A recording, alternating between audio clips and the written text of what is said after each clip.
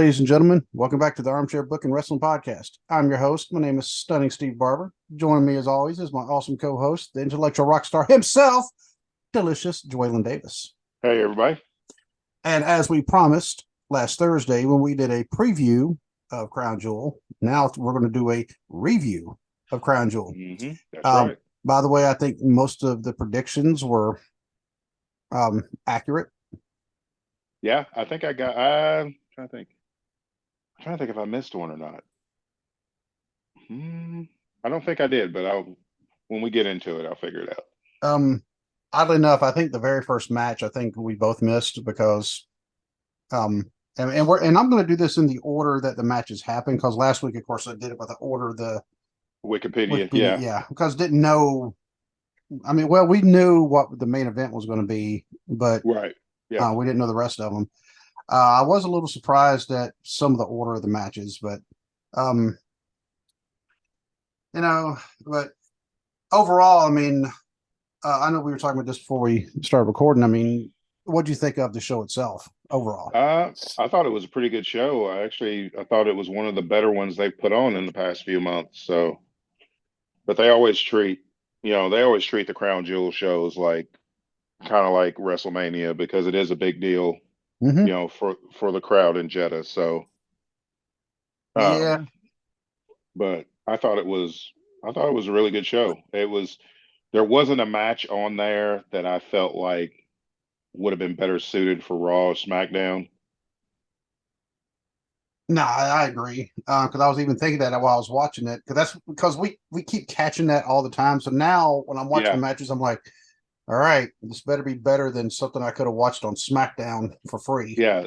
It's like I could have watched this on YouTube and got the highlights and not have to sit through the whole match, but there wasn't one of those on this show. There wasn't a bad match on the card. There were Hmm. some that had some flaws, but which there's never a perfect wrestling match. There's always something. No. So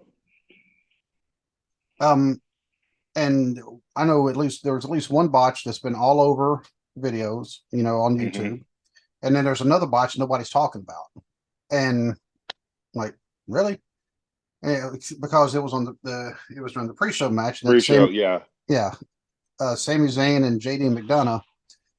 And I do like what you said about JD McDonough. We start recording. Dude was selling like Mr. Perfect.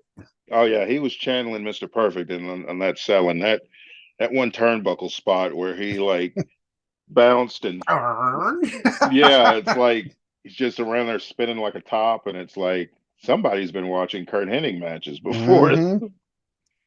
But the one thing that JD McDonough did not do correctly was Sami Yeah, Zayn was doing a monkey flip he didn't and rotate. he Yeah, didn't rotate. There was no flipping to that, uh-uh. and you saw him kind of catch it at the last minute, like, oh, and then Yeah, kind of yeah, remembered, oh, time to rotate. And even the commentators, they even said he forgot to rotate, and yeah. that could have been dangerous, and that could have been, yeah. I was like, yeah, well, I know, I was watching it going, that, Like, you think so?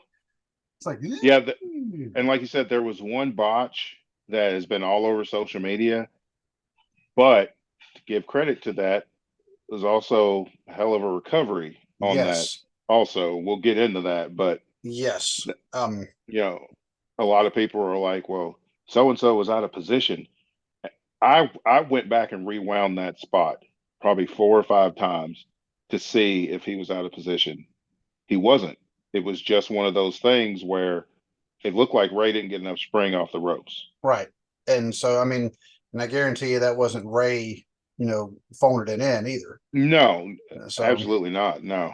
I mean, that's one of the things where, hey, it happens. Yeah. And like I said, Logan, we'll get into that one on that match. Logan Paul though was right there and Yeah.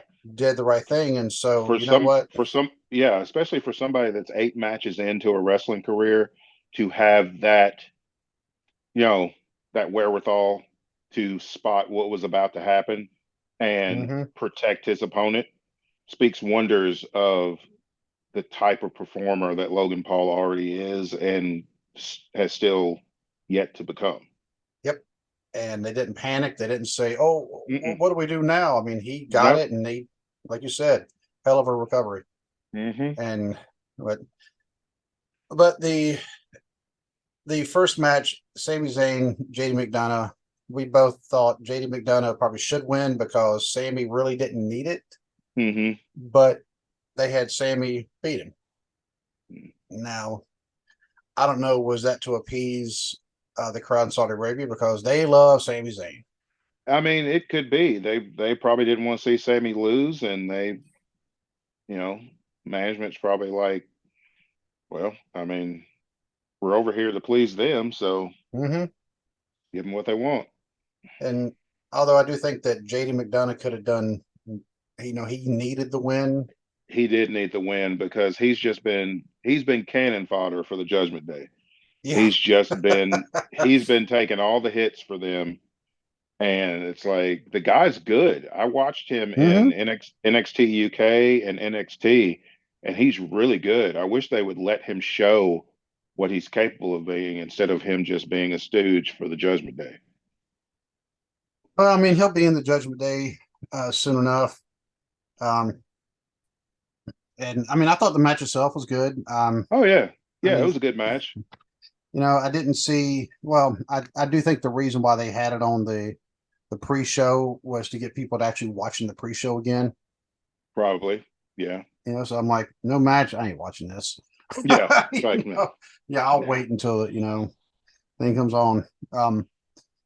But so we were both kind of wrong about that prediction. So we weren't yeah. perfect. You weren't No, perfect. Got that one wrong. so that just ruined the rest of it. I mean, I could Uh, cheat and say, well, it's pre-show, so yeah, depends. If um, I get the other ones right, then it's like, okay, I'm perfect here. So that was just a pre-show. That that's a doesn't really count. pre-show. That's like preseason football. Ex- Nobody cares. exactly. It doesn't count. Nobody Doesn't cares about count. preseason. Oh, the opening match of the main card, which I'm always, you know, Seth Rollins, Drew McIntyre for the World Heavyweight Championship. Why would you have that as an opening match? There had to have been some kind of reason why. I think it was to get the crowd hot. I think it was to, because Seth is so over and the fans are so into his character and into that song. I think it was to really get the crowd hot, and that way kind of keep them that way because that crowd was hot all night. So I think Seth and Drew were sent out there first to, get things going on a good note. Um, And they love still Drew don't. McIntyre too. The Oh crowd, I yeah, they mean, love they Drew. were, yep. I still don't agree with the champion coming out first. My wife Boom. even said that. She's Thank like, you. why is Seth coming out first? He's the champion. I said Thank you. exactly, exactly. But that's just a old school gripe of mine. I think it's just a respect thing. The person who's the champion, the challenger should be waiting on the champion. The champion should never be waiting on the challenger. Exactly. And when when Seth Rollins came out first, I'm thinking, oh, we might see a title change because I have kind of noticed that a lot of times when they've Yeah, been they doing said, that, yeah, yeah, that didn't happen this time. nope. Like I And said, I thought Drew should have won, but I was almost, I was almost positive that Seth would win. They're not ready to take the title off of him yet. Plus, they need a reliable, I mean, to be honest, they need a reliable world champion on TV when Roman's not there. right, and and I mean, I think Drew could pull it off. I mean, right now they are pushing. Hmm. The whole Drew is he's the Bret Hart of Yeah, it's the like era. it's one of those slow burn heel Hmm. turns. It's like he is totally justified in his frustrations, but everybody thinks he should just get over it and move on. And he's like, I'm not ready to do that because I'm not over it yet. And nobody's understanding where he's coming from. And he just gets more and more frustrated every time. And then he lost to Seth. It's another frustration because he was in front of a huge crowd, couldn't win the world title. There was no interference. You know, nobody came out till after the match when Damian Priest was going to interfere, and then Sami Zayn stole the briefcase. I laughed so hard at that, and because as soon as I heard the music, I'm like, oh, he's cashing in. I was like, okay, maybe Yeah, that's why they have it on first. yeah, And then all of a sudden, Sammy came out, well, hooded up first, and and yep, all I saw was like a beard. And at first, I thought it was one of the Usos, because Solo Sokoa, that's what they've all been doing. They've been coming out yep, with hoodies on. They're whipping it back to reveal who they are, and all you see is a beard. uh-huh, And but say I thought it yeah, was one of them this time. I'm like, why are they coming out? He whipped it out. It's Sami Zayn, it's Sammy, yeah, and he took off with the briefcase. I'm yep. like, well, I guess he ain't cashing in, And So, here's another hint at Drew's heel turn. He's mhm. sitting in the back stewing. Rhea walks up, looks at him, and just hunches her shoulders like, I told you so. Well, I offered you help and you didn't want it because she tried to make a deal with Seth and with Drew to have the Judgment Day, back them up. And both of them declined it. And she's looking at him like, if you'd have taken my offer, you'd have been the world champion by now. So that's going to be another thing where, character wise, Drew's probably thinking, I should have just listened to her and took the offer and I could have had the belt by now. That does kind of make me wonder because if Drew's pushing the whole, I want to do this on my own without interference, Mm-hmm. would he join the Judgment Day? And Part of me is wondering if it's coming because if they follow the Hart path, Bret did the exact same thing, saying, I don't need interference and I don't need backup and all this. And then he built the Hart Foundation to yep, rally around him and protect the title. right, You and know, and he was leading the Hart Foundation, yeah, and he was you know, leading the Hart Foundation. Yeah. so if Drew were to join Judgment Day, I could see him doing it only if he is the leader. Hmm. Which that's going to butt heads because we all know Rhea is the leader of that Yeah, group. Rhea is definitely. So, yeah. But Um, I thought it was an excellent match. Of course, you got two world class performers in there. It's like they're going to give you an excellent match. But I thought it was a great match. They played up Seth's back issues. He sold well. Drew sold his frustration every time Seth would kick out. Um, the Claymore spot was brilliant. I mean, yeah, it was. the 2 3/4, pinfall, and I to me, there wasn't anything bad in that match. I thought it was an excellent match, especially an excellent one to start off the show. And it just added because, and we did call that Damian Priest was going to come out to cash in. However, we did not call Sammy take it off with the Yeah, I did briefcase. not expect Sammy to come snatch the briefcase and dip out to the crowd. Yeah, because I mean, I was there watching. I'm like, and I'm pretty sure that my wife and my son heard me go, "Well, that's different." Yeah. You know? Oh, but speaking of Rhea Ripley, I mean, she successfully defended her title against four pretty heavy hitting women. I mean, Yeah, you and know, whew. this match far exceeded my expectation. I mean, the talent was there. All Mm-hmm. five women are extremely talented. Zoe Stark is the new kid on the block, so to speak, but she did not look out of place at all. No, She she looked didn't. like she belonged. Um, and because my problem is when you have that many people in the ring at the same time, there's too many people standing around waiting for the next spot Yep. instead of interacting. And we didn't have that in that match. It's like, everybody knew the assignment and they just went in and beating the crap out of each other. Their goal was, I got to pin somebody and win this title. And that's what everybody was going for. Um. Now we did call Rhea Ripley winning. We were wrong about who ate the pin. I was wrong about who ate the pin, but it made sense. Yeah. It made sense for Shayna to get pinned because she was on the bottom of the dog pile. Rhea does the avalanche riptide on Zoe Stark onto Raquel Rodriguez, who was pinning Shayna Baszler, and she shoves everybody out of the way and pins Shayna because Shayna took the worst of it. It was completely logical. So in that instance, I'm okay with Shayna getting pinned because it made sense. A lot of times people just get pinned and it's like, what sense did that make to have that particular person get pinned? Right. When This person over here has been getting their butt kicked the whole match.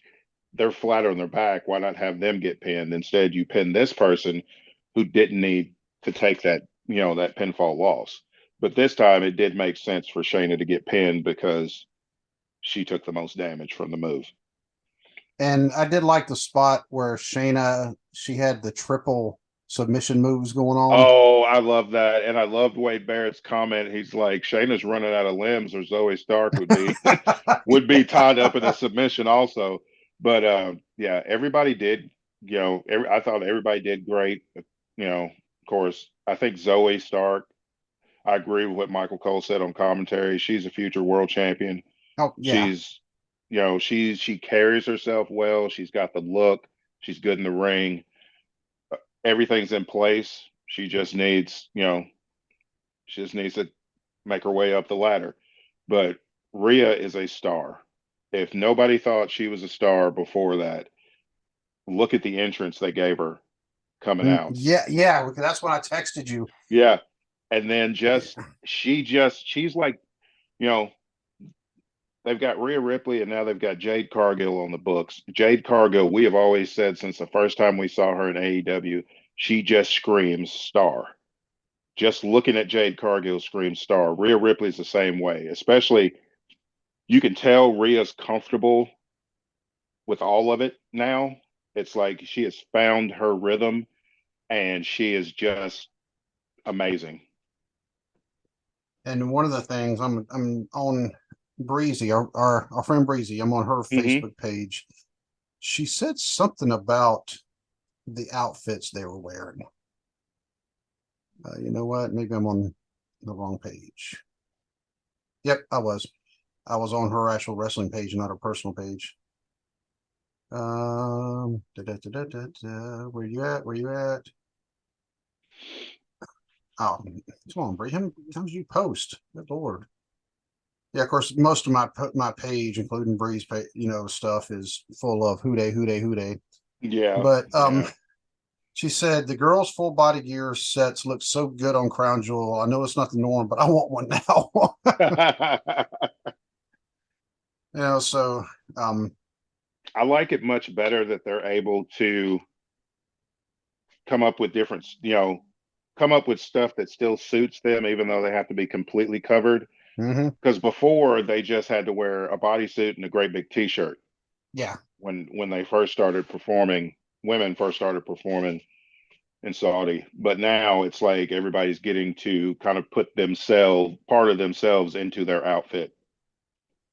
And Riley Patterson, who we know by a different name, obviously she said, "Girl, do it. You'd look so good in it." And Bree said, "Yeah, I think I might." So there we go. Hey, look for Bree to get some new gear made.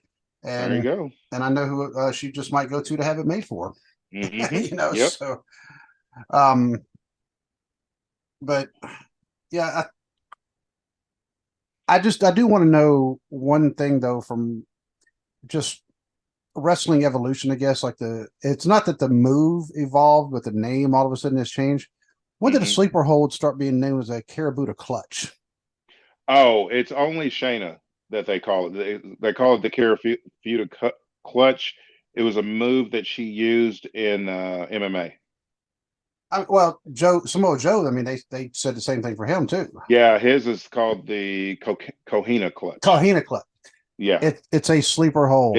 They're all a sleeper hold, but it's just I think some of it too is what martial arts discipline you go through is what it depends on what the hold's called. Because I know Joe trains in martial arts and MMA, Shayna trains in martial arts and MMA, but it's probably just depends on the discipline that you're training under. Just like Sting has the Scorpion Deathlock, Bret Hart had the Sharpshooter. Yeah, it's the I same. still think exact same move. I still always thought Sting did it better. One of the things I noticed, Sting always puts the right leg in. Bret Hart always put the left leg in. That's one of the things I noticed. And in fact, Owen also, when he would do the sharpshooter, he also put the left leg in. The Rock, I think, does the right leg, but the Rock's sharpshooter is garbage anyway. It's trash. It's like his sharpshooter's trash. His crossface is trash. Just stick to your stuff. Yeah. Because Now the some rock, some the rock bottom is rock bottom, that, fantastic. I yep, mean, it was the bookend first, but okay. yeah. But but okay. But I mean, But it's a legit move. I mean, you could actually do yeah. a rock bottom in a fight, Oh yeah. and I'm not saying that would end the fight, but I mean, it would definitely. You'd hear the whole crowd going like that. Now the So people's elbow is entertaining, but is the stupidest thing I've ever seen. it really is. If you They'll go by strictly realism, I'm not laying there for 30 seconds while you pose for the crowd and run back and forth. I'm gonna get up and punch you in the face. I think the one thing worse than that might be the worm. Oh God. I mean, don't Or get the me cat wrong, it is entertaining. or the However, caterpillar. or the caterpillar, yeah. Now that one's kind of Yeah. fun to watch because Otis is a big boy. That's a big boy, but it's like, why are you laying there waiting for this 400-pound man to fall on you? It's like, get up, Yeah, move out the way. It's like in a you get, horror movie when people are getting chased and they fall down and then just lay there instead of getting up and running away from the killer. It's like, get your butt up and go. or or my favorite part. Before I got to move on, I got to say this about the very first Friday the 13th movie.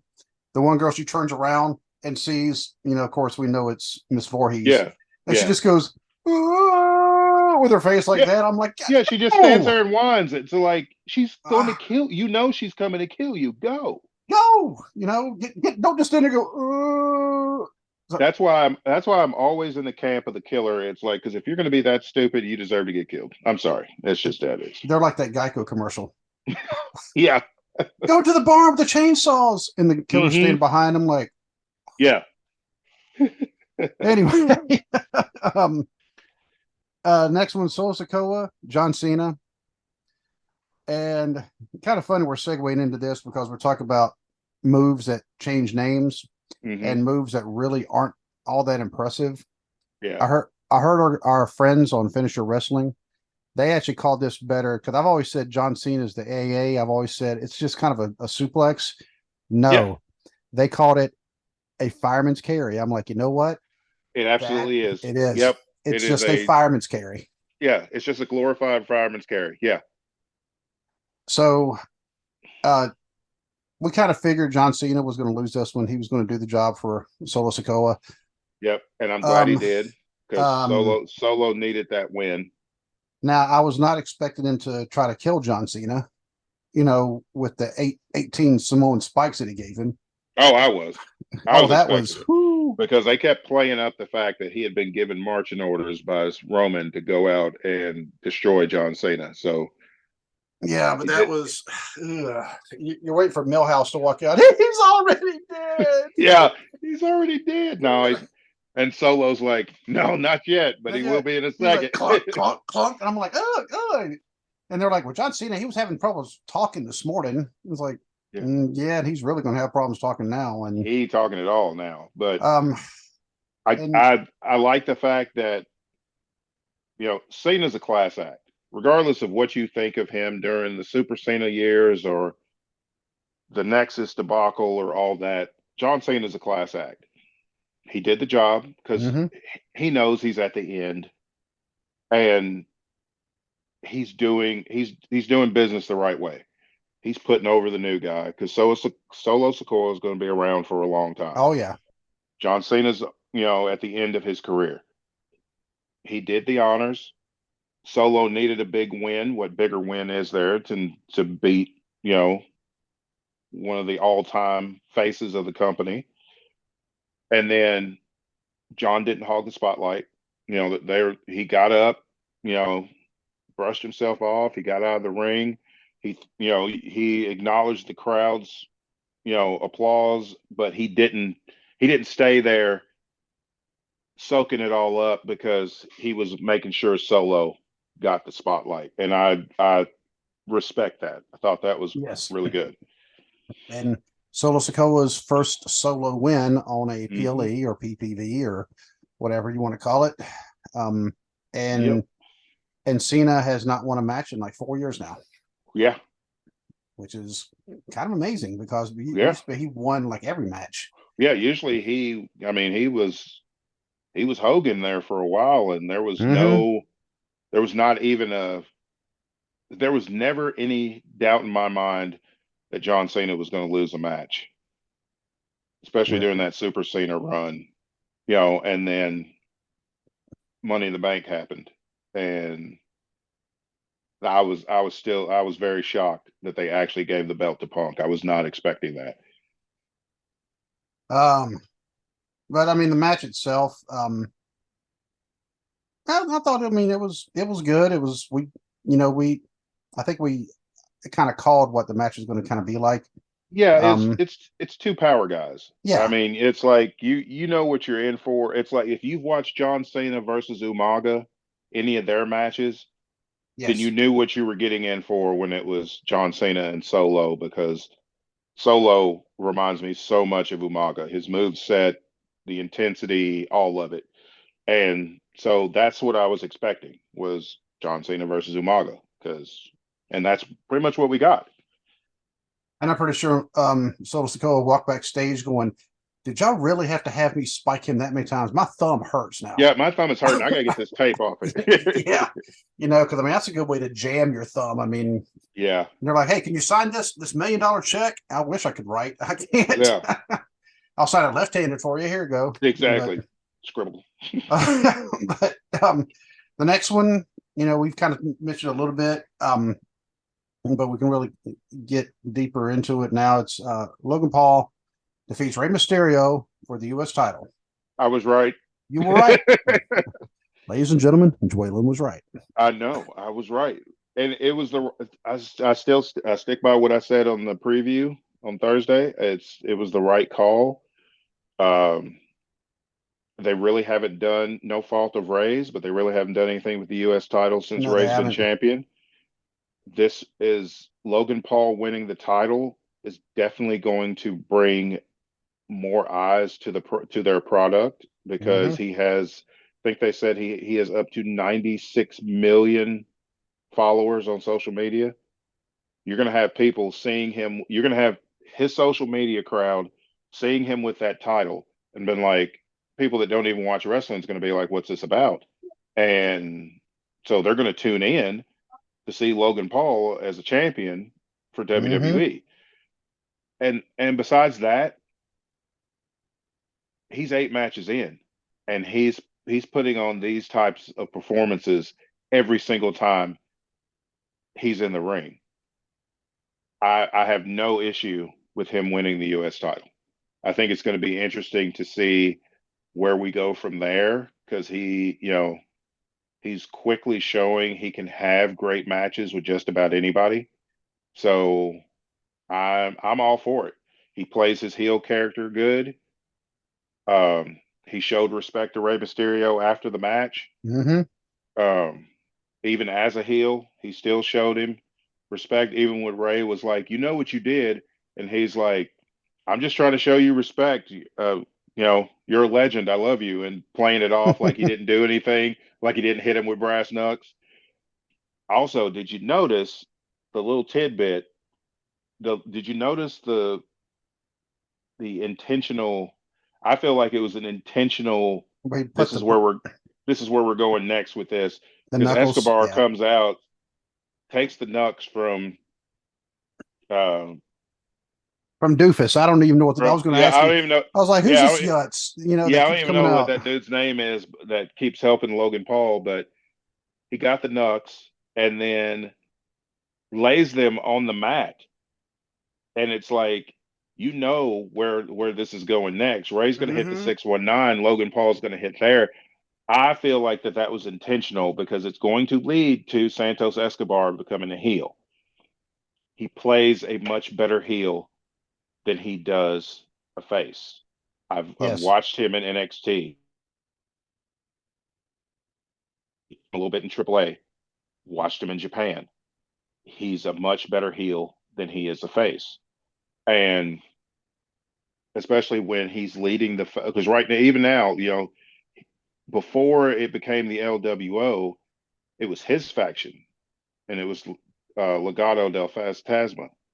And um, he carried himself more like a crime boss type thing, more like a Yakuza type thing. And it's like, go back to that, because just Ray needs a good feud on his way out the door because there ain't many of these left No, it's not. for Ray. Again, another veteran doing the honors.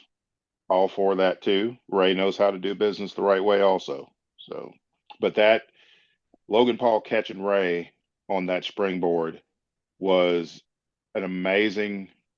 It was an amazing catch for somebody who's 8 matches in, and then barely pausing and turning it into a power slam without. It looked natural. It looked like it was the planned spot, but everybody looking, anybody who knows anything about wrestling knew there was a botch, and you've got a guy with 8 matches under his belt recovering that quick and making it look seamless.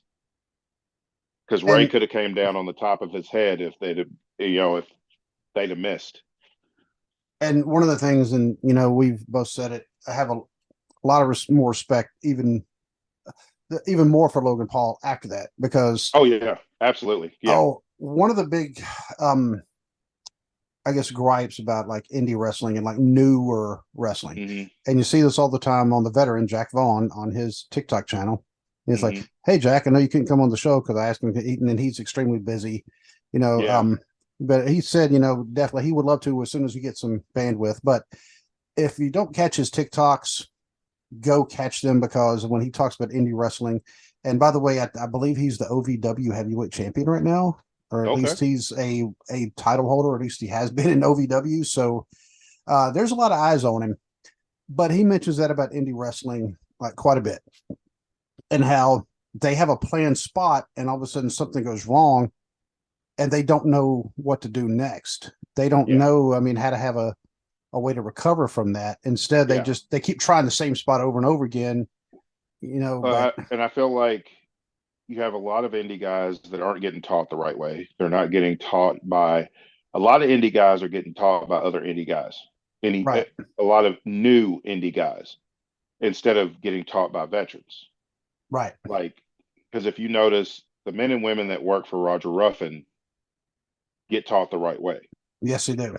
If there was something to happen like with Logan Paul and Rey Mysterio, I have no doubt that anybody that was trained by Roger Ruffin would know how to recover on the spot from a possible disaster. I feel like they would be able to think quickly on their feet and recover from that because they're trained well. Because Roger's an excellent trainer. I feel like some of these indie companies, the trainers know just as much or just as little as the people that they're training.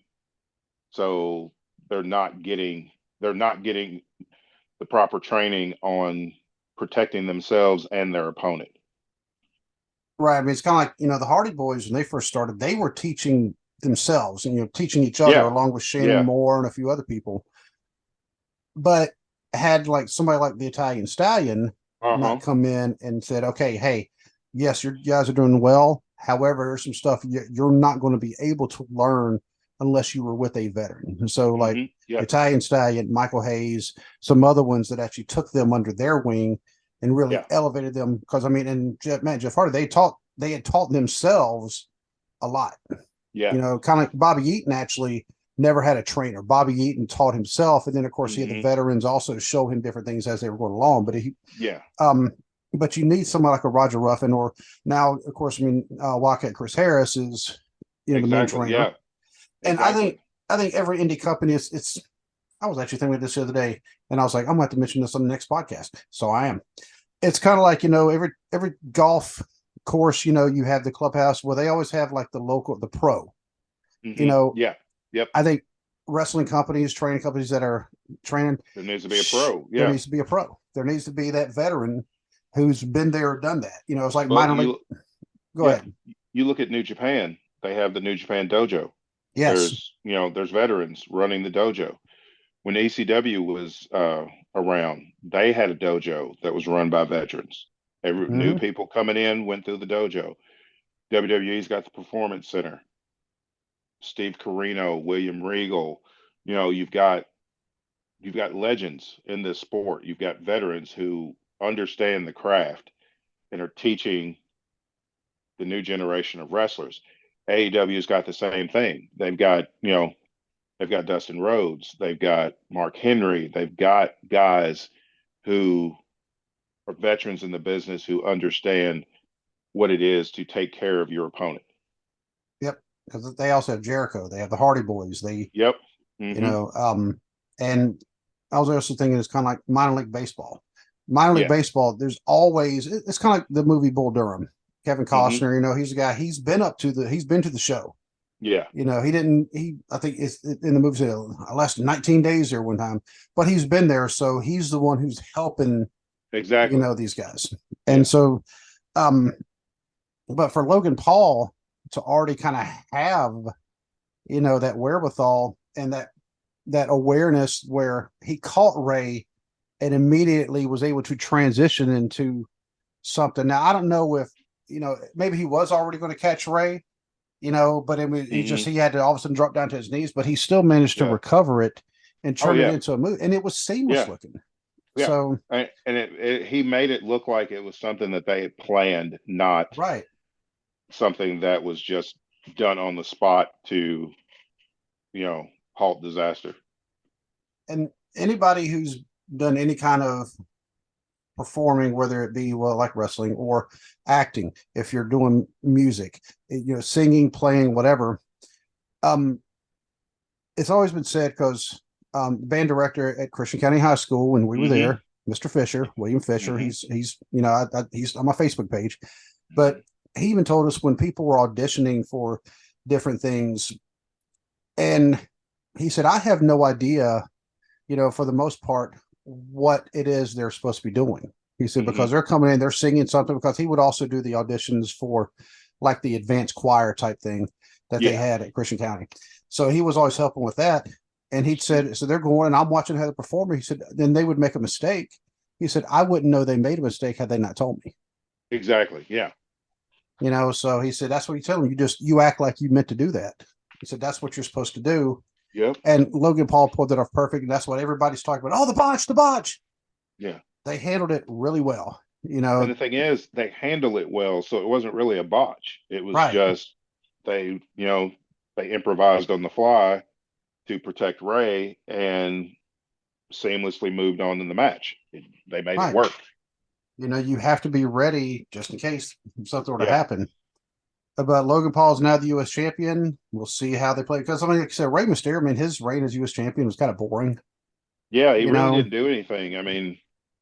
But it was cool they gave him the US title, one last title run probably, but they really didn't do anything with it. It wasn't the title reign wasn't booked well. So and I think now if they are going to have Santos Escobar turn heel, by the way, mhm, if he does, I think he ought to bring back the faction he had before exactly. because, That's what I think. I think he yeah, should ditch the LWO and go back to Legato because yes. that worked much better.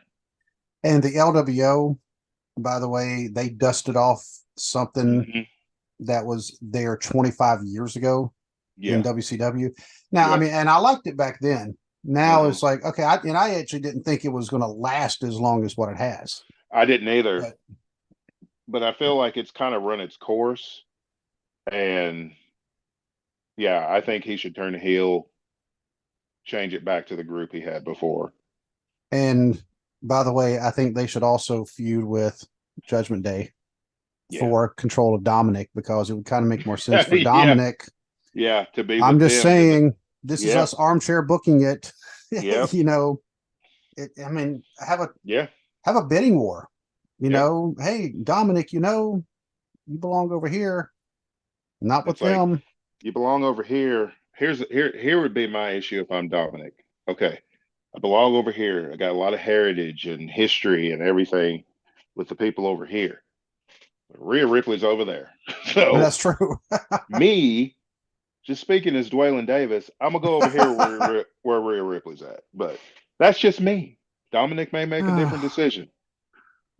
Yep. So speaking of people returning and factions and things like that, Io Sky over Bianca.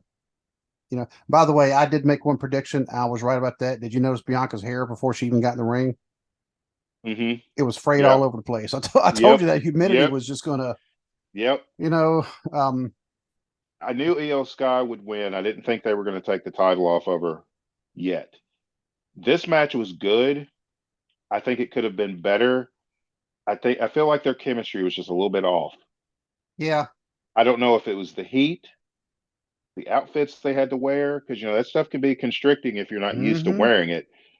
I don't know if it was that. It just seemed I don't something seemed a little off with their pacing or whatever. And these are two world class athletes, so Mm-hmm. I think this is just an off night for them. I don't think this is indicative of how they would wrestle every time they wrestled each other. I was expecting Bailey to be the difference maker. I was not expecting. I knew Kairi Sane was re-signing with WWE. She had finished up all of her commitments to in Stardom and Shimmer, and I knew she had re-signed. But I figured they were going to have her re-debut in NXT. I was not expecting her to show up on a pay-per-view and align with Io Sky, because if you remember what they said, Kairi Sane's last match, she based storyline wise, she got ran out of WWE by By Bailey and Bailey. Sasha Banks. Yep. So now you've got Io Sky, who has all this history with Kairi Sane. They were tag team partners in NXT. They were tag team partners in Japan. They were friends in real life. She's got all this history. Io's got all this history with Kairi Sane, and then you've got Bailey over here because Dakota Kai is still on the injured list. She's recovering from surgery. So it's going to be interesting to see where this goes. And especially when Dakota Kai comes back, it's her, Io Sky, Kairi Sane. And then you look at Bailey going, one of these things is not like the Yeah, other. yeah, So yeah. and I think it would be a great faction to watch actually. I'd love to Uh-huh. see that. And you threw Asuka in there. I mean, Yeah, just because it just makes sense. yeah. Um, It and does I because and I Asuka and Kairi Sane were tag team champions. They were yes. the women's tag team champions twice, I believe, in WWE. So all of them have history dating back to their early days in Japan. And Bailey anymore. Never thought I'd say this about the hugger's going to hug woman, but right now it's going to be hard to get any crowd to actually cheer for her. Because she's Oh been yeah, such a great heel. she's playing her part great, and she is putting people over. She's working with people to Mm-hmm. get people over. Because I mean, what else has Bailey got to prove? Now, NXT Women's Champion. yep. She's won Money in the Bank, Raw and SmackDown Women's Champion. Uh, was responsible for the women's tag titles coming back to Mm-hmm. WWE. I mean, she got nothing else to prove. She was, carried the women's division on SmackDown through the pandemic. And I mean, there's nothing else for her to prove. So, I mean, use your talents and put other people over. Now I will say this: when she was doing like her interview, she's talking about how much they lost Saudi Arabia. I mean, that was a good PR Hmm. thing. I like that one. Yeah. But not everybody can pull off the nose ring, and hers Yeah. is huge. I mean, I Yeah. was like, Yeah. wow, But it works. does it? Because I was looking, I think, going, I yeah, mean, I think it works. maybe because her nose is actually kind of small. Yeah. She got a little rabbit nose, and she's putting this great big old This great big tire. hoop. Yeah, so I was like, because maybe if the hoop wasn't bigger than her nose, maybe it would Yeah. work. Could be. Maybe that's it. So Yeah. get a smaller, get a stud throw in there. Yeah. Um, yeah, because I have noticed that like the nose rings are coming, especially like the septum piercings, and I'm just like, ow. But It's like I'm not a fan of gauged ears, but Rhea Ripley makes it Rhea work. Ripley, it works. You Yeah. know, um, And yeah, the gate. hers aren't just huge. Hers is not the size of a saucer like I've seen Yeah, some. They're just yeah, small. Where if she ever wanted to take it out, it would eventually close up. right. Yeah, because I've actually seen some in real life where if they took it out, like, well, actually, Jeff Hardy's, his will never close up. his will never close, and if he takes him out, it's just his earlobe's just going to like hang down to his collarbone, and it's not. Yeah, No, and it's not a good look. yeah, that's just dangerous. But Yeah, the Kyrie Sane, her hitting that elbow because she's one of the ones that I mentioned this to her about her, Ember Moon, and I knew there was somebody else. Their particular moves, I'm like, ooh, I'm always afraid the way they hit them, they're going to end up putting themselves in the hospital because her elbow, it's awesome looking to watch, but she comes down like just flat on her oh back yeah, after, it's like, oh yeah, ew. yep. Um, just like Ember Moon and her, whatever you want to call it, where she flips off the top rope to hit somebody with a stunner. They hit the stunner. Yeah. It was when she was Ember Moon. It was the Eclipse. When she was on the Independence, it was called the O Face. Don't know what she's calling it now in Ring of Honor. The O face. Yeah. If you ever watched Office Space, you know what the O face is. Uh-huh. Yep. She's always going to be Ember Moon to me. I don't care Yeah. what. And I still Well, think she's going to win the Royal Rumble. I'm telling you. and she is killing it right now as the Ring of Honor Women's World Champion. This is like As she should. the best work I've seen her do. I mean, excellent. She's main evented pay-per-views. Like Ring of Honor's Death Before Dishonor pay per view. Her and Willow Nightingale main evented pay per Mm. view, and it was a match of the year contender. It was fantastic. Let's go check that one out too. So many matches I just need to just go check out. Um, we mentioned Damian Priest before. Now his next match against Cody Rhodes, Hmm. and Damian Priest actually did the job for Cody. Yeah, and Now, Damian Priest is a star. mm-hmm, He's a star right now, but he's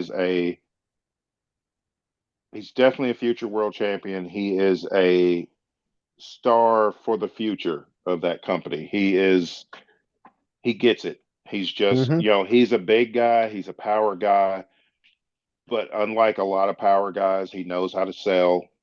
He knows how to even just facial reactions, his facial expressions. He's got that down. It's just a matter of when. It's not a matter of if. It's kind of like we talk about with Lord Crew. It's not a matter of if they pull the trigger. It's just a matter of when they decide to do it. which I think it'll be soon. But I Hmm. think one of the triggers they're going to end up pulling first, he's going to be out of Judgment Day. Yeah, I don't think because the only way it works with him being world champion in Judgment Day is if they play into the friction it's going to cause with him and Finn. Right. Because And Dominic ain't ready for that yet, and he's doing mm, great as the North American champion. So it's going to be friction with him and Finn because Finn will believe he should have been world champion. Damien's world champion, and it's going to get irritated because Finn's jealous. That could all work, or they could just boot him out. Then he wins the world title. Then you've got your face versus heel title feud, him and Finn Balor for the world title. and when you have former partners, especially somebody who's been kicked out of a faction, now they're trying to get Mm-hmm. revenge on that faction. Yep. Those always make for some good. Usually, I'll say they make for some good Usually, stories, yeah. good matches. Yeah. Because they all of a sudden they're like, it's a grudge match. I'm like, ooh, As long as you take your time with it. I can remember two times where they didn't take their time with it and the story didn't end up being good when they split up the Hollywood Blondes, Steve Austin and Brian Pillman. Um, they did not book that well, and so it's like they rushed everything. And they did the same thing when they split Butch Reed and Ron Simmons up. When they split up Doom. yes, They yeah, kind they kind of rushed that. They had one, they feuded for a couple of weeks after Butch turned on him, and then they had their blow off match at a pay per view, and then that was it. That was the end of the feud, and it was like you could have gone so much further with that. and I thought this match was good. Hmm. Like I said, I mean, none of the matches on here on this show were bad. Um, yeah, but this was one of those matches like there was nothing really riding on it except for they've been having a feud leading up to the match, so it wasn't Yeah, just thrown in there. Hey, the Saudis want to see the, this particular match. We're going to put it. No, Ex- this one, that there was a reason for the match. It Yeah, just and it wasn't for puts a title. Cody. Yeah, but they also they got their result. Cody wins a singles match, so it gets Cody back on the path to finish his Hmm. story. So they're slowly planting the seeds to get him back to the world title, to Roman's world title. And so be interested to see what they do at Survivor Series because it's supposed to be War Games. But the problem is Roman ain't booked for Survivor Series. Of course, he isn't because he only defends his title, 3, 4 times a year now. Yeah. And LA Knight pointed it out. He's like, yeah, he has over 1,000 days in his reign, but it's hard. It's not hard to do when you only defend it 4 times a year. Roman has had 50. Hold on. I saved the thing when I saw it earlier. Give me just a second. Since Roman has been on this run, 3.5 years, he's had 54 title defenses. Hogan, who held it for 4.5 years, had 468 title defenses. But here's the thing: schedules were different because people are Mm-hmm. like, you know, Roman's barely doing anything, and Hogan was a real champion. Here's the thing: every one of Roman's title defenses, there were there was no dusty finish. There was no disqualification or count out or none of that. There was always a pin. There was always a clean, there was always a decisive win. Hogan had 468 title defenses, but every one of those house show title defenses ended in a disqualification or a count out. So it's like, Mm. why do I want to watch that if that's all you're going to do with it? And people forget that Hogan defend, Hogan didn't defend his a lot either. I get that there was only like 4 or 5 pay-per-views when Hogan you know, was big, but you didn't see Hogan on TV a lot either. So it's like I don't have a problem with Roman getting a lighter schedule because I feel like he's earned it. I just feel like that I feel like he should be. If you're not going to have him on TV every week, that's perfectly fine. I get that because you can overdo that having the world champion on TV every single week, especially if it's not leading anywhere. But the champion should be at the pay-per-views because these are your big money deals, Yes. and the champion should be at the pay-per-views. And I don't blame Roman. If they tell me I can sit at home and still collect my check, I'm gonna sit at home and collect my check. But I feel like as far as booking goes, they need to book that part of it better. He's the undisputed universal champion who is missing for a couple of months at a time, which is still funny because when he was a face, that was the gripe he had with Brock About Lesnar. yes, and he's actually wrestling less than Brock Lesnar now. Yeah, yeah. And he's at 1,000 at that crown jewel. It was I think 1,161 days. Um, Here is where WWE does their revisionist history. Michael Cole said that there was only 2 men ahead of Roman in history, and that was Bruno Sammartino and Hulk Hogan. But that is not true He passed up because Bob Backlund. he hasn't passed Bob Backlund. That's what I was getting to. Hmm. I saved an article that has the days. He has passed. He passed Pedro, who had 1,027 days. Okay. Then the next closest one is Bruno at 1,237 days. Bruno's second reign. His second reign, not his first, because his first was like 8 years long. Yeah. Nobody's ever touching that one. No. But Bruno's second reign was from December 10th, 1973 to April 30th, 1977. 1,237 days. Could Roman get there? Yeah.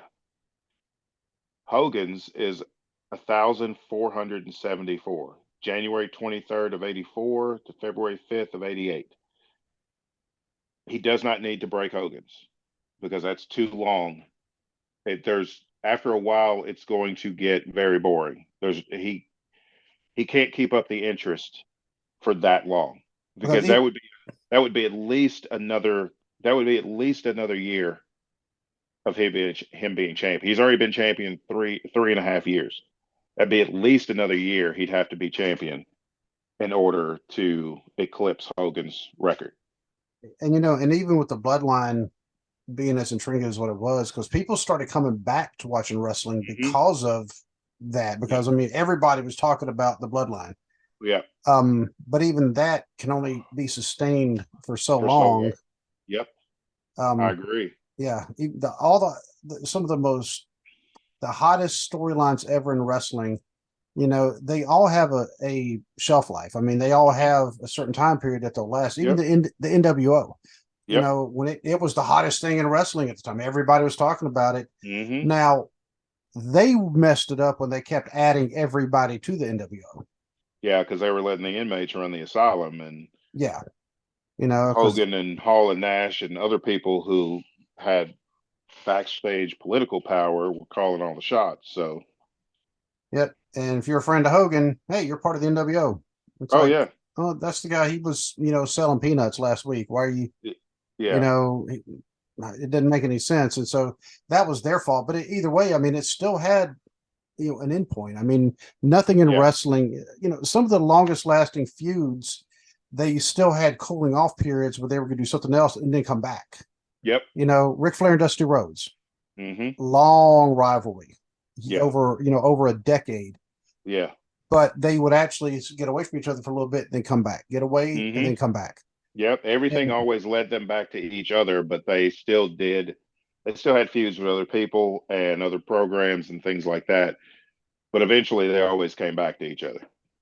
and right now, we know Cody's going to come back with Roman. Mm-hmm, I think it would be best if they had Cody take out Roman for the title at Mania.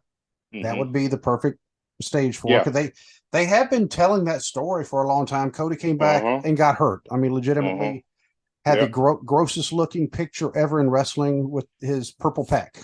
They are making a Funko Pop of that, of Really? Cody with the purple peck and the sledgehammer in his hand. It will be on my shelf when it comes out. I will have that one. Wow. I mean, have to add it to some of Yeah, these Funko you Pops. gotta. Now, not all these are wrestling. There is Dusty Rhodes right there, huh? Yeah, Dusty with the polka Yep, dots. yep. Um, IRS Ted DiBiase, autographed. And then I have like there's Frodo, Bib Fortuna, IG88, Hannibal, Michael Corleone, Derek Carr, Jason Voorhees behind the Jason Voorhees figure. Ramsey's actually, you know what? Let me get this one down. This is not a Funko Pop. This is just Jason on Friday Oh the yeah, 13th. yeah. but I've seen that one before. Yeah. I had to get this one down in order to show this right here. Ramsey's the Ram, There Carolina. you go. Which, by the way, Yep. as we were beginning the podcast, Carolina won their first game of the season, men's basketball. Yes. Yes. Um, and hopefully they have a lot better season than what they had last year. I sure hope so. Yeah, but another we got Ricky the Dragon Steamboat. They got a lot of other ones. Yeah. But in fact, let's see. I've got more. I got these. Yeah, and my son thought I was nuts. Jern Urso and Saw Gerrera. Okay. Yeah, because I personally think Rogue One is my favorite Star Wars movie. Okay. So, Okay. but anyway, But the since person that they left out, that when Michael Cole phrased it the way he did, Bob Backlund is at number 2 with 2,135 days. February 20th, 1978 to December 26th, 1983, when the Iron Sheik beat him. And you know what? I guarantee you they're going to say, well, he lost it to Antonio Inoki for, But here's the thing. They don't recognize they don't that recognize it. unless they want to. It's in their record books. It is one seamless title reign. The title was actually held up twice during his title reign, but they don't recognize it because it was held up and he won it back the next day or two. So they don't even recognize that he even lost it. So it's their own revisionist history Mm-hmm. that they're trying to revise. And it's like, Stop that. It's Yeah, like just stop it. Stop it. just Go get just help. say just say Roman is number four because he is. Hmm. It's Bruno's first reign at 2,803 days. There's not a soul that's ever going to wrestle again that's going to hold the title for 8 years. I mean, it was May 17th, 1963 to January 18th, 1971. Nobody's holding the title that long. Just it's never going to not in this age. It's not going to happen. So you got Bruno, you got Bob Backlund, you got Hogan, you got Roman. He's number four all time. I don't see a problem with that. Who did Backlund piss off? You know. I don't know. It's like all of a sudden Backlund's getting wrote out of history, and it's like I don't understand why. Uh, they also wrote the Big Show out of history because they mentioned during Drew McIntyre and Seth Rollins title match that when Drew beat Brock Lesnar for the WWE title, his first title defense was against Seth Rollins. It wasn't. His first title defense was against the Big Show. That's right. But Paul White is in AEW now, so they want Hmm. to pretend like he doesn't exist. So they just skipped over him. Seth Rollins was Drew McIntyre's second title defense when he beat after he beat Brock Lesnar for the title. But Big Show was the first title defense. You cannot forget about Big Show in that company, as big as what he is. I was there the night him and Braun Strowman broke the ring. No, yeah. Yeah. And I mean, So I don't understand this whole and WWE is the only company that does this. Every other company will acknowledge if somebody's even if they've left the company, they still acknowledge their contributions to that company. But WWE will just write somebody out of history. I mean, just like if you leave the company, they won't mention you. Like they have not mentioned Sasha Banks since she left. Even yeah. when Kyrie Sane came back, they didn't mention that it was Bailey and Sasha Banks that storyline ran her out of the company. It was just Bailey, and it's like Oh, it makes no sense. They're the way they like to revise stuff to fit their own purposes.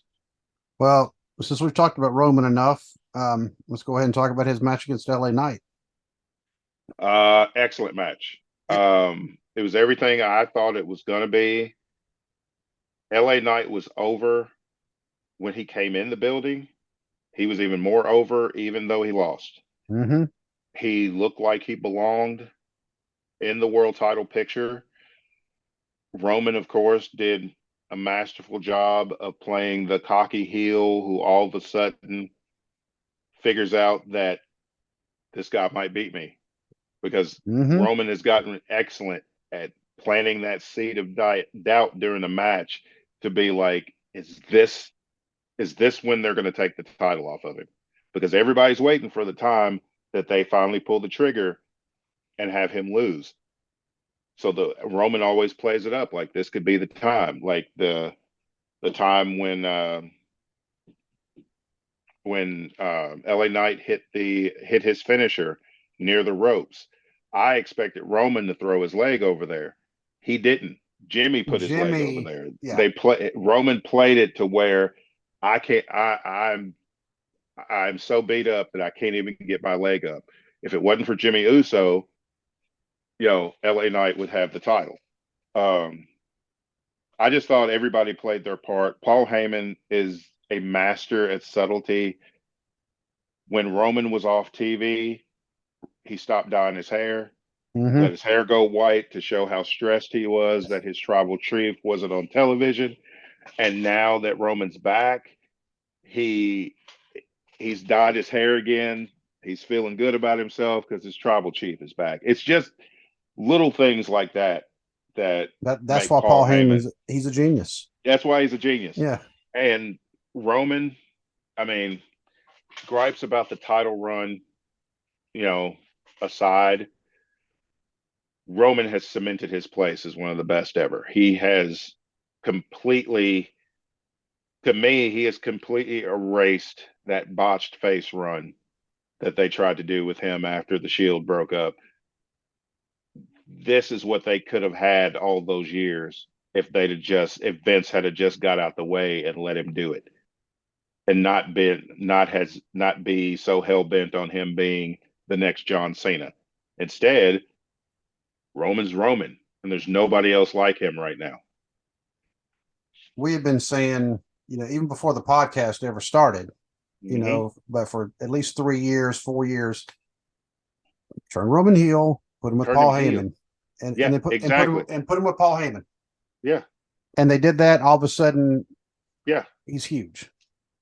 So And it's like he's still the face of the company. It's like, but and I think the reason why I think he needs to be on the pay-per-views? Absolutely. The world champion should be on the pay-per-views. But it's gotten to where the times he's on TV or pay-per-views is so infrequent that he's made every appearance in every match a big deal. yeah, He's made every appearance on television and every pay-per-view match that he is actually on, he makes it must see because you don't see him enough. And I like that aspect of you don't see Roman enough. You don't see him enough to get tired of him. So it's like a big fight feel every single time he's in the ring because you don't see it very often. I mean, a lot of times you see the same matches on Raw and SmackDown week in and week out. yeah, we do. You see Roman a handful of times every few months. So it kind of makes that anticipation for, what's Roman going to do? What's Roman going to say?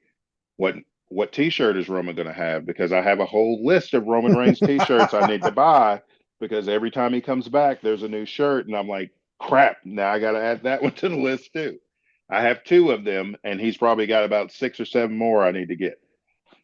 Well, I was talking to our friend Justin today from TNC Sports Talk, which, by the way, Justin, you definitely would be thinking about you tomorrow. He's having surgery tomorrow, so he's going to be, kind of Yeah, hurting for a little bit. yes, we'll Um, be thinking of you. And I also want to say, if I haven't, I can't remember if I have or not, but thank you very much for stepping in for me as a guest host of the podcast. I truly appreciate it.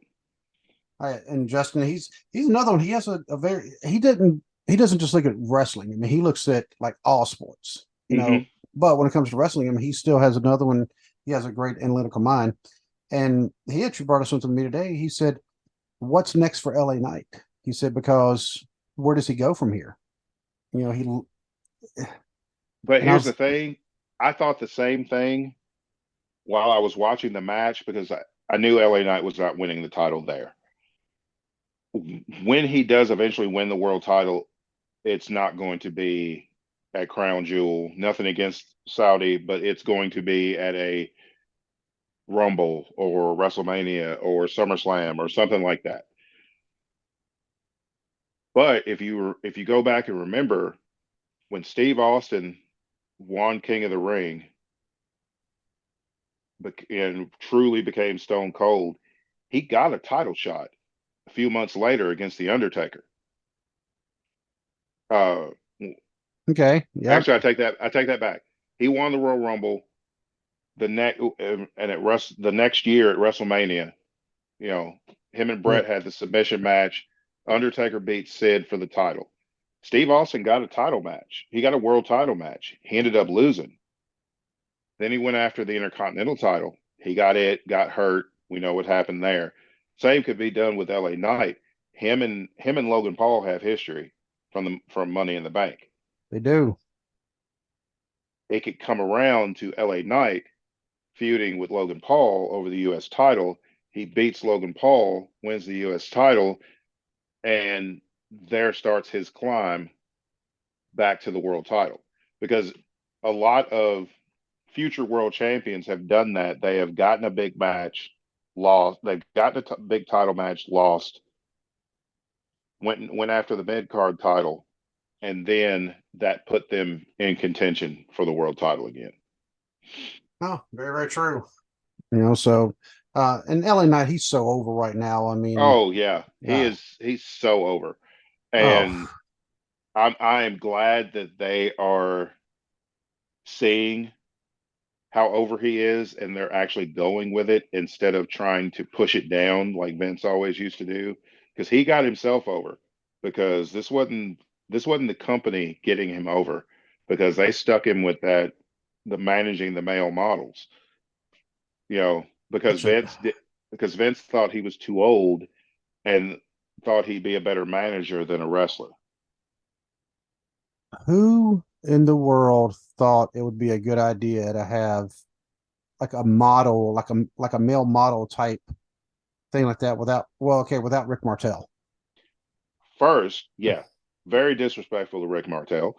Uh, Second of all, anybody who's listening that does not understand what we're saying, go Google Rick Martel. Go Google the model Rick Martel. It'll tell you everything you need. Mm-hmm. Um, Another thing is, this is the same man that thought male cheerleaders were going to get over.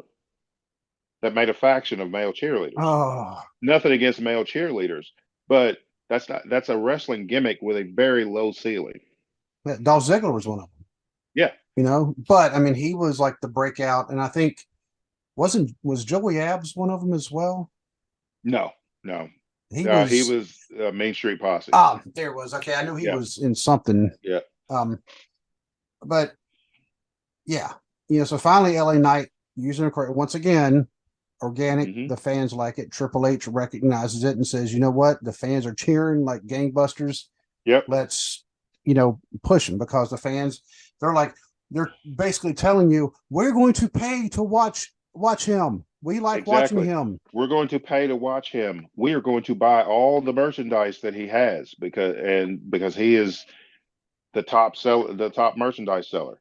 It's like, you know, he's over. Go with it. Keep the momentum going. One world title loss is not going to set him back as long as he's still booked well and consistently. Um, one more nod to Paul Heyman and his genius. When they showed the close up of the pinfall when Roman pinned LA Knight for the 3 count, Heyman's right here, nodding one, two, and then three, and you could see him just go and clutch Mm, the title and walk off. It's little things like yeah, that to where even Paul Heyman's making you think Roman could lose this time, yeah. and it's just little things like that that Heyman and Reigns are doing just excellent, and people could learn from that. So, what is the next pay per view? The Survivor Is Series. this right? Okay. Oh yeah, Yep. that's right. Because they're already advertising. By the way, I love their War games. I love their choice of a song that they use Yep. to promote it. It's War War Pigs by Black War Sabbath. Pigs. Yep. Um, because I as soon as I heard it, there, I'm like, oh, well, what Yep. is that? Yep. I'm like, well, And there's War Pigs. there's War Yep. Pigs. So now I'm just going to watch it just to see if they have a concert breakout. You know, but, but um, but here's the thing too. It's just the build for Survivor Series is going to be really rushed. It's only 3 weeks out. oh yeah, Here's the and thing. They could have pushed it back some because there's no December pay-per-view. The only premium live event in December is NXT has uh, a premium live event. They could have moved Survivor Series, you know, to the very end of November or even the beginning of December. I mean, you don't have it on Thanksgiving night anymore, so it don't really make a difference well, if they're you still have it in November. they're still calling it the Thanksgiving tradition. I'm like, no, you stole that from Starcade. You know, you stole it from Starcade. Yeah, you stole it from Starcade and then blackmailed the TV Yes. companies into not showing Starcade. So, but yeah, so they've got 3 weeks to build a good card. Well, they've already got two matches apparently signed. What they got? Gunther and The Miz, which, by the way, there's some news about Gunther. I don't know if you saw. Uh, Here's the thing. The Miz is not a face. I don't care how many times they turn him. I don't care how they go about it. He is not a face. He is a natural heel. Mm-hmm. He's like Charlotte Flair. She is a natural heel. Stop pushing people as faces when it doesn't work. The Miz is a really, really good heel too. I actually, He's I, an excellent heel. yeah, I like the Miz. I Yeah. know I'm, unpopular opinion, but I mean, I've always liked the Miz. I mean, he plays his part. He is the arrogant, delusional. wannabe Hollywood A-lister. You Mm-hmm. know, he plays this part to a T. He's an excellent heel. The face stuff doesn't work because he just has a face you want to punch. I don't want I don't want to cheer for this guy. I just want to smack him in the mouth. That's And then his smoking hot wife walks out, and you want to punch him even more. you want to punch him in the wife. It's like, really? You pulled her? Let me hit you in the mouth again, just on Yeah. principle. But Oh.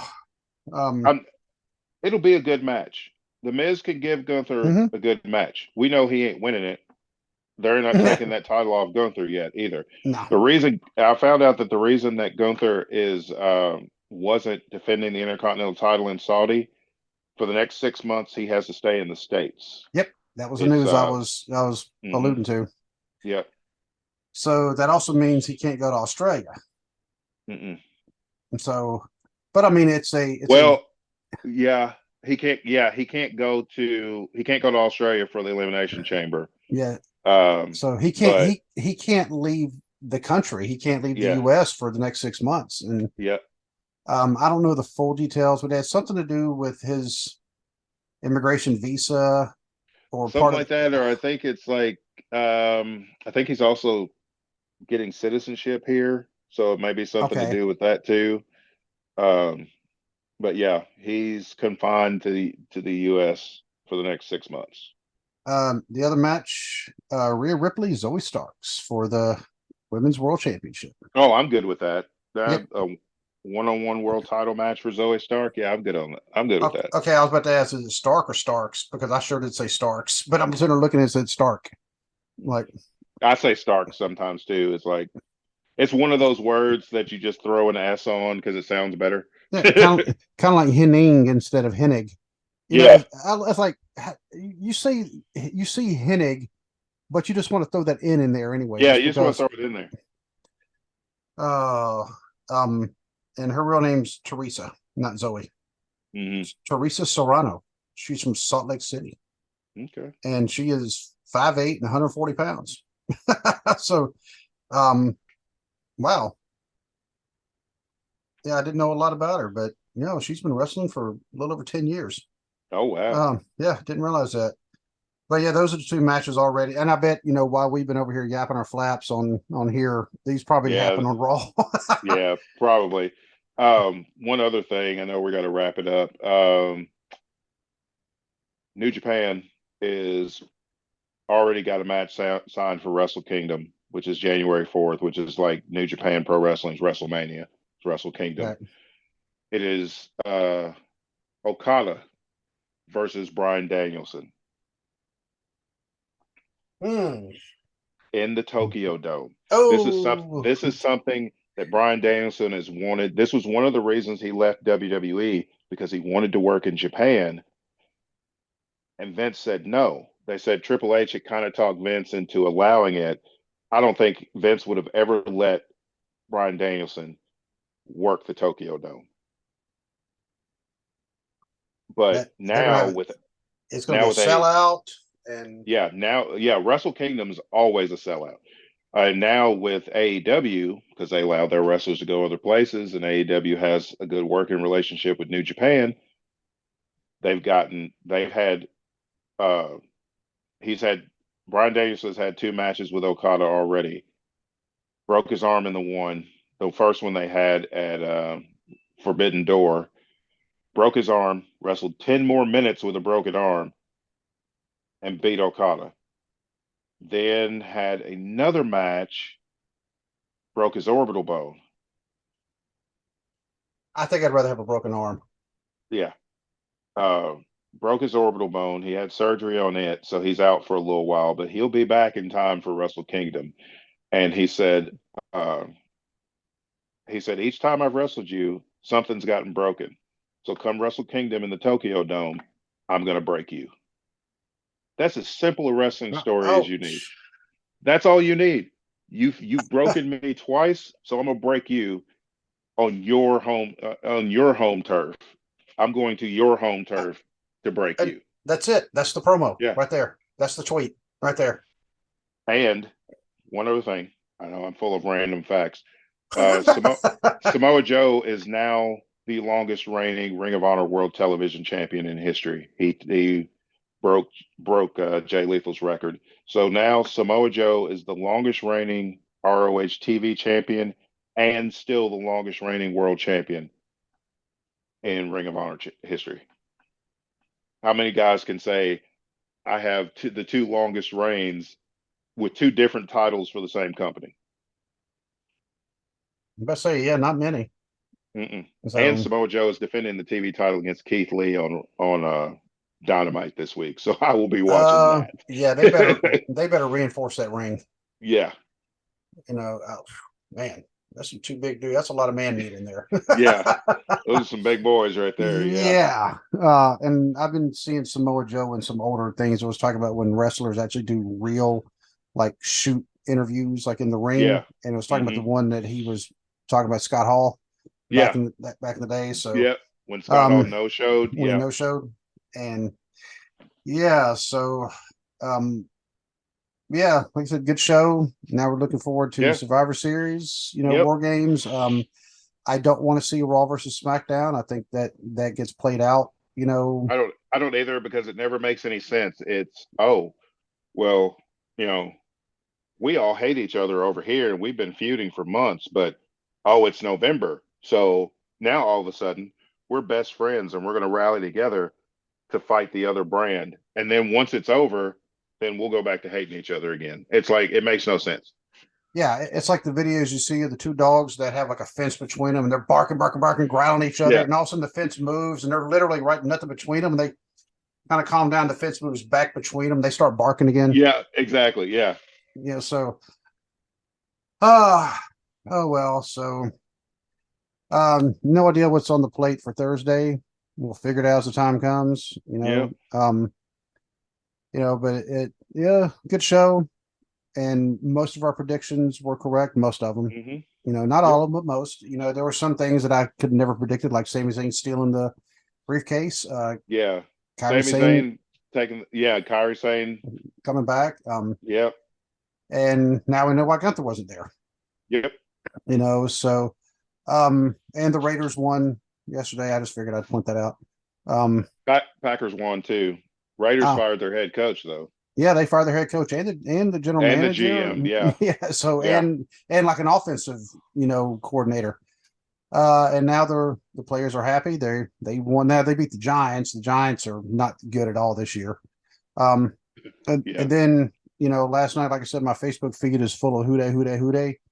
The Bills, made the return ever since. Oh my God, my son knew his name, and I cannot think of his name. The player who had the cardiac arrest last Yes. season, actually, it was in early January.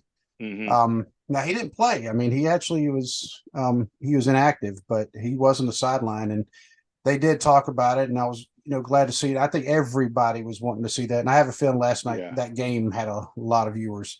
Oh, I'm Um, sure. yeah, and but college basketball starting up, so where our heads are going to be for the hmm next 4 or 5 Yep. months until March Yep. Madness. Um, Hopefully Carolina does a lot better. Um, Hopefully. and I don't know if you saw on your preferred podcast platform, but BC Hunter is back with Wrestling with the Truth, and I have not listened to the episode yet because it just dropped today. But he says after a lengthy layoff, he's officially back, and he's not alone. It's a supersized return as Ted the Hillbilly Hill from the Hill All Truth right. and Will and Taylor from Jaded Wrestling. That's a show we've Okay. never mentioned before, but I mean I have listened to before. It's also another good show, and they're joining BC to talk about the wrestling war between WWE and AEW, toxicity in wrestling, why Taylor hates tag team wrestling, and the return of TNA. You see, we haven't even touched on Impact is now Yeah, TNA again, so that is true. a lot of stories happening in wrestling now right now. I mean, we hit some periods where there's not a lot of news to report, and here lately we had a good show. We've had other actual news come about, and hmm Yep. but it's a good show. So yeah, check out, like I said, Wrestle with the Truth. Go check out the Hill Truth with Ted the Hillbilly. Go check out Jaded Wrestling. Go check out Finisher Wrestling. I know I'm missing some people. All the Nerdcast Empire, another show I've been listening to lately. Go check out the Intellectual Rockstar podcast. You have to, and you got to tell the guy running that he needs to get another episode out. Yeah. Yeah, I got to talk to that guy. He does need You to need to get some talk more to stuff going. that guy. So, I don't care if his wife is pregnant. You know what? Yeah, that's right. Priorities. Last thing I'll say for the evening, because I know we got to sign off, but we had the gender reveal yesterday. Of course, we knew a few days before. Uh, my wife and I are expecting a baby boy. Baby boy Dwaylen. Baby boy Davis. Baby. Yep. So, Yep. um, and so go check out Intellectual Rockstar. He'll tell you more about it there. Go check out the Cubicle Chat. I did a show today about Guy Fawkes because yesterday, of course, was the 5th of November. Yep. That was the gunpowder plot. Over in England, they tried to bomb Parliament. It didn't work, Mm-hmm. because they caught him. He was in the basement of Parliament Mm-hmm. with 36 barrels of gunpowder. Yeah. And he looked up like, hey, how's it going? And yeah, they arrested him. They executed him. And every Yeah. year, they Mm-hmm. celebrate by burning an effigy of him and shooting off fireworks and having bonfires. And when first time when we were there, we had no idea about it. And we're just like, why is, everybody having bonfires? Are we like, are they coming after us because we're American? What's going on? But then they told me, oh yeah, that's bonfire night. It's Guy Fawkes night. I'm like, do what? But Yeah. I speak about it on the Cubicle Chat. So go check out that one. Go check out all the other podcasts that we've talked about because we are one big happy family. Mm-hmm. And we all like to support each other. So but until we can speak again on Thursday, that's what we plan anyway. That's what we're playing. That's what we plan. So but until we speak again, my friend, I gotta say good night and God bless. God bless.